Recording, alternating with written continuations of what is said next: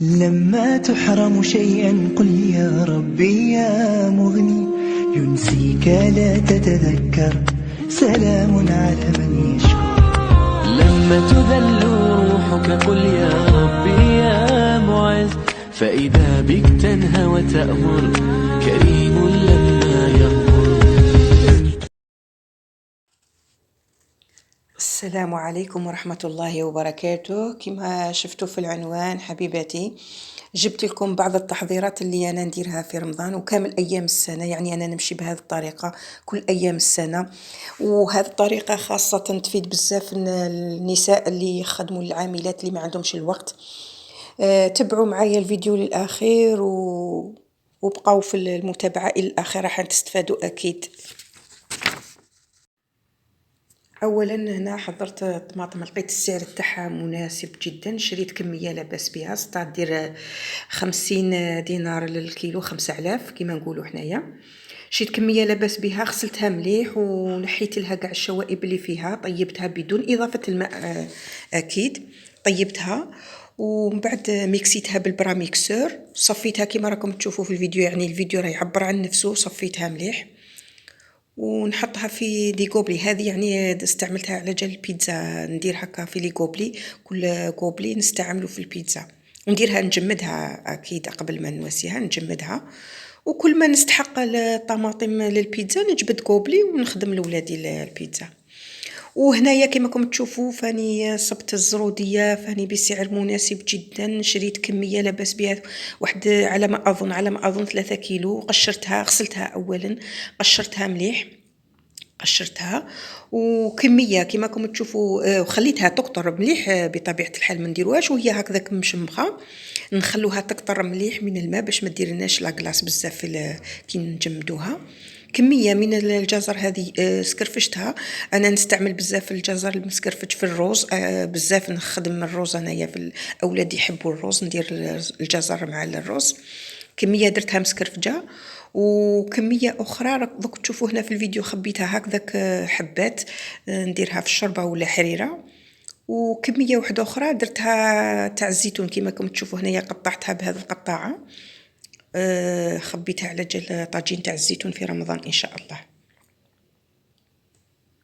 لما تحرم شيئا قل يا ربي يا مغني، ينسيك لا تتذكر، سلام على من يشكر. لما تذل روحك قل يا ربي يا معز، فإذا بك تنهى وتأمر، كريم لما يغفر. لما يكسر قلبك قل يا ربي. بالك هنايا الاخوات كاينين بعض المنتقدات يقولوا علاش علينا هذا التحضيرات قبل رمضان، مازال حي وميت. شوفوا يا خواتاتي، حنايا من كثره الغفله اللي رانا فيها، كثره الغفله، يعني هذا التحضيرات راح تساعدنا باش نتفرغوا للعبادة، لقراءة القرآن، للصلاة في وقتها. يعني هذه التحضيرات راح تدينا وقتنا كامل في المطبخ. أنا يا لاحظتها باللي كي نقعد في الكوزينة، يعني راني حتى نراكم الصلوات الخمسة نراكمهم نديروا، وهذيك غير مقبولة، صلاتنا غير مقبول، لازم الصلاة في وقتها، إن الصلاة كانت على المؤمنين كتابا موقوتا. احنا مادام نديروا هذه التحضيرات يعني رانا راح نتفرغوا للعبادة ونرضيوا الله سبحانه وتعالى، وبرضا الله يعطينا الغيث ويعطينا الخير وتكثر البركة في بيوتنا. المهم كما راكم تلاحظوا هنا في الفيديو ثاني، شريت هذا البرتقال. يعني احنا الصراحة هذا العام البرتقال راهو غالي بزاف، يعني احنا مدينة هنايا مدينة الحمضيات، ولكن للأسف البرتقال راهو غالي ما من القارص. شريت كمية عصرتها باش نحضر في رمضان إن شاء الله العصائر الطبيعية. كمية من يعني القارص هنا راهو عندنا يدير 35,000 للكيلو، والبرتقال راهو 22,000 حتى 25,000. شريت كمية اللي قطعتها شرائح، قطعتها واللي عصرتها وخبيتها في لي كوبلي، نحتاجوها أكيد في رمضان. وكما راكم تشوفوا فاني في هذا الاخر شريت كميه، يعني هذا راهو موسم، استغلوا الفرصه، راهو موسم التمور. احنا راه عندنا المخير تاع التمر راهو يدير 30,000 للكيلو. يعني وراكم تشوفوا في رمضان شحال نولوا نشرو في 80,000 120,000 الكيلو. اللي عندها شويه شويه تاع مصروف تقدر تروح تشري من درك، يعني ما راح يصرى له والو. انني مجربتها من سنين، نشري كميه تاع التمر كي يكون الموسم تاعو، نخبيها في المجمد، وكي يكون رمضان نجبد لوليدات كانها جديده. وديروا في بالكم باللي اللي راهم يبيعوهن في رمضان يعني كامل تاع الفريغو مستحيل باش يكون تاع الموسم تاعو. كما شفتوا في الفيديو هذاك قسمتها على 3 ساشيات، يعني كل اسبوع نجبد ساشي. وكما راكم شفتوا في فيديو سابق راني مخبيه من قبل التمر.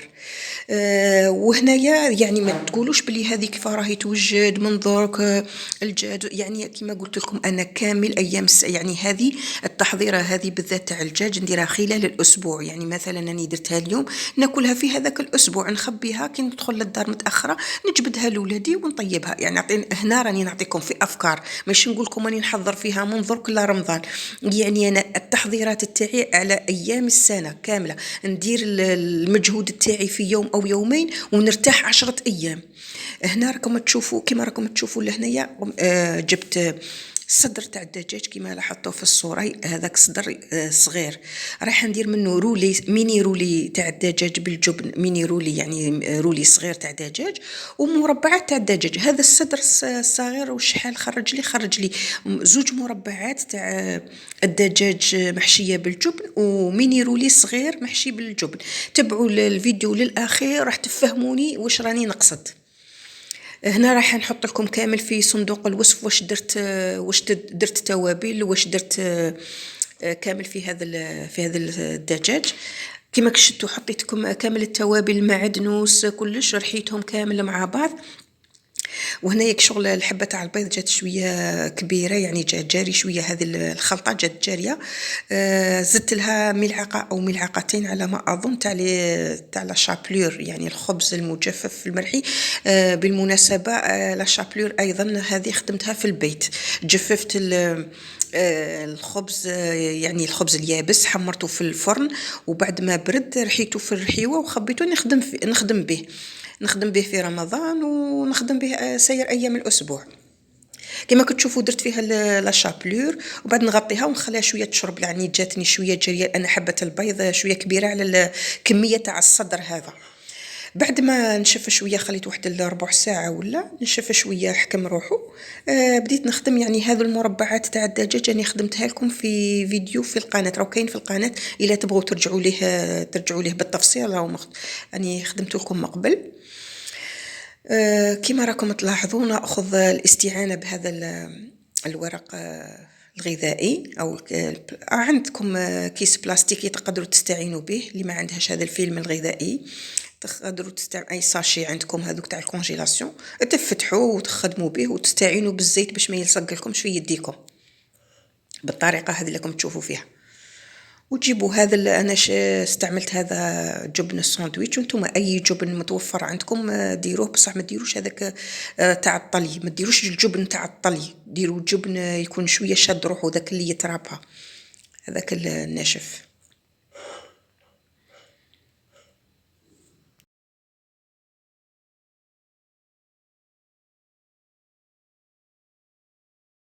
لما تحرم شيئا قل يا ربي يا مغني، ينسيك لا تتذكر، سلام على من يشكر.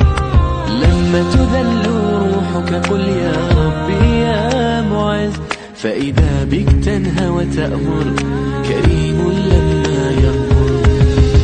لما يكسر قلبك قل يا ربي يا جبار، فإذا بالكسر يجبر، قادر على ما لا يقدر. ولهنايا حبيت نشكر كل وحده دخلت القناه وخلت لي تعليق مشجع. بارك الله فيكم، وربي يحفظكم ويخلي لكم ما اعز ما عندكم. وحتى الانتقادات مرحبا بها، راني نجاوب، ما رانيش نتجاهل اي تعليق اللي ما نقدرش نعلق لها. يعني راني نخلي لها قلب ونخلي لها جام. انتم كيف خلوا لي الجميل عجبكم الفيديو وتدعموني، واي حاجه عند اي استفسار او اي سؤال تقدروا تخلوه لي في التعليقات. وهنايا كما راكم تشوفوا هذه راني التقلت الميني رولي، لان صدر صغير يعني تحصلت غير على هذا الكميه. درت 2 مربعات ودرت هذا الميني رولي كما راكم تشوفوا لهنايا حشيته بالجبن نتاع الساندويتش. ودرت هذا الزيتون مرقد في الحار. انا كنت موالفه ندير الجزر في وسط ما لقيتش، ما نسيت، ماشي ما لقيتش، نسيت مالا درت الزيتون وسيتو درتو في البلاستيك روليتو كما راكم تشوفوا.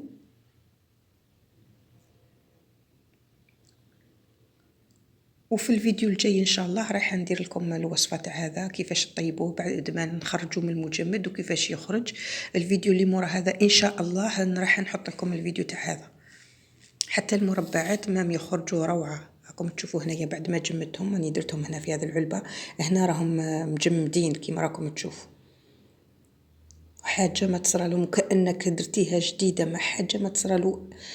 يعني عن تجربه انا ما نحطش اي حاجه في الفيديو تاعي بلا ما نكون مجربتها ونعتمدها من كيما يقول لك عده سنين وانا نخدم بهذه الطريقه. راني نوريكم هنا نحيت الالومنيوم باش تشوفوا بلي فوالا حاجه ما اي مواسيه مروليه لاباس عليها. تقدري مام حتى ويجيك الضيف على غفله ما تكونيش دايرت له الحساب، راكي ديرجا عندك في المجمدات تاعك واش تقدري تحضري وتحمري وجهك ولاباس عليك وبصحتك وبصحه ضيافك. لما تحرم شيئا قل يا ربي يا مغني، ينسيك لا تتذكر، سلام على من يشكر. لما تذل روحك. هنايا هذه هي المواد كامل اللي جمدتها: البرتقال، القارص، الجزر، الطماطم. هنايا الطماطم تاع البيتزا. وكما راكم تشوفوا ما تنساوش كذلك لاباط فايتي نحتاجوها بزاف في رمضان.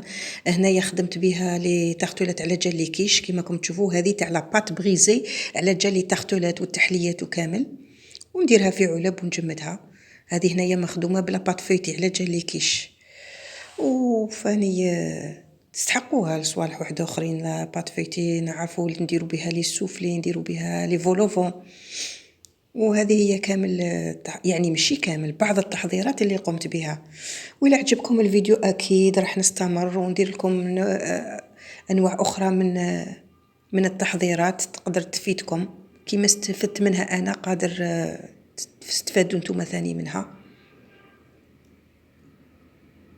وهذه لا شابلوغ اللي خدمتها في الدار، يعني كي يبقى لك الخبز ما تقيسيش، حمصيه ورحيه وراح تستحقيه. يا اما ديريه في صدور الدجاج المرحيه، ولا ديري به البسبوسه ولا بزاف. في اخر الفيديو نقول لكم بارك الله فيكم والسلام عليكم وتهلاو في روحكم. واذا عجبكم الفيديو خلوا لي في التعليقات.